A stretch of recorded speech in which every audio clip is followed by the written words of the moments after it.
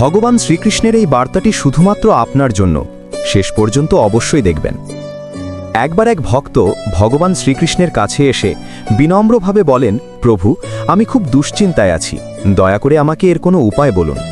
শ্রীকৃষ্ণ মৃদু হেসে বললেন, তোমাকে কঠিন কিছু করতে হবে না, শুধু বাড়ি গিয়ে প্রতিদিন একটি করে পাথর তুলবে এবং তাতে সেই ব্যক্তির নাম লিখবে যার প্রতি তোমার কোনো অভিযোগ, রাগ বা দুঃখ আছে। তারপর পাথরটি একটি ব্যাগে রাখবে। ভক্তটি যথা আজ্ঞা প্রভু বলে চলে গেলেন। পরের 3 দিন ধরে যখনই কারোর প্রতি তার খারাপ লাগত, তিনি একটি করে পাথর তুলতেন, তাতে নাম লিখতেন এবং ব্যাগে রাখতেন। 3 দিন পর ব্যাগটি পাথরে একদম ভরে গেল এবং বেশ ভারী হয়ে উঠল। ক্লান্ত ভক্তটি সেই ভারী ব্যাগ নিয়ে শ্রীকৃষ্ণের কাছে ফিরে এসে বললেন, প্রভু, আপনি আমাকে দিয়ে এটা কি করালেন?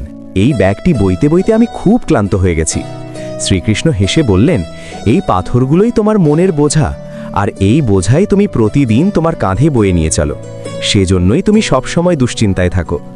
এরপর ভগবান বললেন, এই পাথরগুলোতে নাম অন্যের লেখা আছে, কিন্তু এর ভার তোমার কাঁধেই রয়েছে।